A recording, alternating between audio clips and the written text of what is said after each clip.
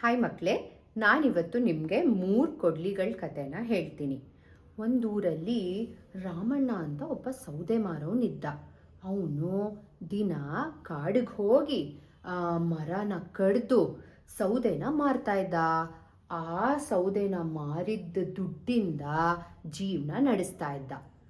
ಒಂದಿನ ಏನಾಯಿತು, ಹೀಗೆ ರಾಮಣ್ಣ ಕಾಡಿಗೆ ಹೋಗಿರ್ಬೇಕಾದ್ರೆ ಮರನ ಕಡಿತಾ ಇರಬೇಕಾದ್ರೆ ಕೈಯಿಂದ ಕೊಡ್ಲಿ ಸರ್ರಂತ ಜಾರಿ ಪಕ್ಕದಲ್ಲಿದ್ದಿದ್ದ ಕೆರೆಯಲ್ಲಿ ಡಬ್ ಅಂತ ಬಿದ್ದೋಯ್ತು.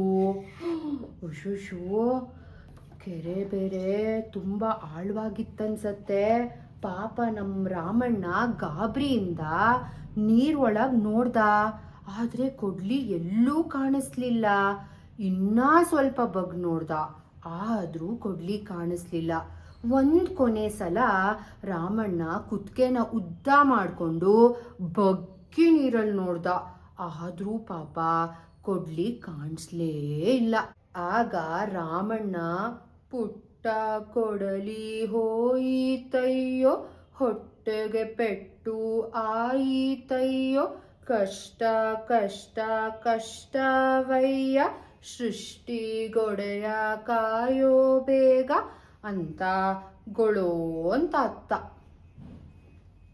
ಆಗ ಏನಾಯ್ತು, ಕೆರೆಯಿಂದ ಒಂದು ದೇವತೆ ಪ್ರತ್ಯಕ್ಷಳಾದ್ಲು. ರಾಮಣ್ಣಂಗೆ, ಮಗು ಏನಾಯ್ತು ಪುಟ್ಟ, ಯಾಕೆ ಬೇಜಾರು ಮಾಡ್ಕೊಂಡಿದ್ಯಾ ಅಂತ ಕೇಳಿದ್ಲು. ಆಗ ರಾಮಣ್ಣ ಕೊಡ್ಲಿ ನೀರಲ್ಲಿ ಬಿದ್ದಿದ್ರ ಬಗ್ಗೆ ಆ ದೇವತೆಗೆ ಹೇಳ್ದ. ಆಗ ದೇವತೆ, ನೀನೇನು ಯೋಚನೆ ಮಾಡಬೇಡ ಕಂದ, ನಾನು ನಿಂಗೆ ಸಹಾಯ ಮಾಡ್ತೀನಿ ಅಂತ ನೀರಿಂದ ಒಂದು ಕೊಡ್ಲಿ ತೆಗೆದ್ಲು. ಆ ಕೊಡ್ಲಿನ ರಾಮಣ್ಣನಿಗೆ ತೋರಿಸಿದ್ಲು. ಆದರೆ ಆ ಕೊಡ್ಲಿ ಬಂಗಾರದ ಕೊಡ್ಲಿ ಆಗಿತ್ತು. ರಾಮಣ್ಣ ಏನು ಹೇಳಿರ್ಬೋದು ಮಕ್ಕಳೇ, ನಂದೇ ಅಂತ ಹೇಳಿರ್ಬೋದಾ? ನೋಡೋಣ ಬನ್ನಿ. ಆದರೆ ರಾಮಣ್ಣ ಏನು ಹೇಳ್ದ ಗೊತ್ತಾ?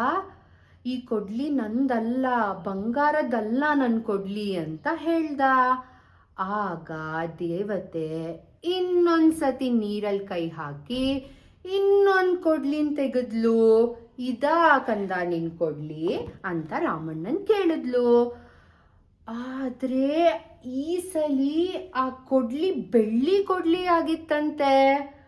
ಆಗ ರಾಮಣ್ಣ, ಇಲ್ಲ ಇದಲ್ಲ ನನ್ನ ಕೊಡ್ಲಿ ಬೆಳ್ಳಿದಲ್ಲ ಅಂತ ಹೇಳಿದ್ನಂತೆ.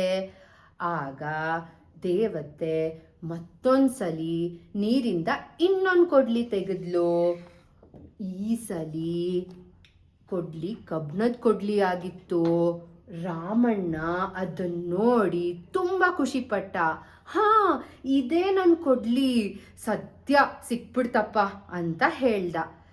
ಆಗ ದೇವತೆಗೆ ಆಶ್ಚರ್ಯ ಆಯಿತು, ತುಂಬ ಖುಷಿನೂ ಆಯಿತು. ಏನಕ್ಕೆ ಗೊತ್ತಾ? ರಾಮಣ್ಣ ಸತ್ಯ ಹೇಳ್ದ, ಸುಳ್ಳು ಹೇಳಲಿಲ್ಲ ಅಲ್ವಾ, ಅದಕ್ಕೆ. ಆಗ ದೇವತೆ ಎಲ್ಲ 3 ಕೊಡ್ಲಿ, ಅಂದರೆ ಬರೀ ಕಬ್ಣದ ಕೊಡ್ಲಿ ಅಲ್ಲ ಮಕ್ಕಳೇ, ಬಂಗಾರದ ಕೊಡ್ಲಿ, ಬೆಳ್ಳಿ ಕೊಡ್ಲಿ ಮತ್ತು ಕಬ್ಣದ ಕೊಡ್ಲಿ 3 ಕೊಡ್ಲಿಗಳನ್ನು ರಾಮಣ್ಣಂಗೆ ಖುಷಿಯಾಗಿ ಕೊಟ್ಬಿಟ್ಲು. ರಾಮಣ್ಣ ಸಂತೋಷದಿಂದ 3 ಕೊಡ್ಲಿಗಳನ್ನು ತಗೊಂಡು ಮನೆಗೆ ಹೊರಟ. ಅಷ್ಟೇ ಕತೆ. ನೋಡಿದ್ರಾ, ತುಂಬ ಮಜಾ ಬಂತಲ್ವಾ ಈ ಕತೆ? ಇನ್ನೊಂದು ಕತೆ ಜೊತೆಗೆ ನಿಮ್ಮನ್ನ ಮತ್ತೆ ಭೇಟಿ ಆಗ್ತೀನಿ. ಅಲ್ಲಿವರೆಗೂ ಬಾಯ್.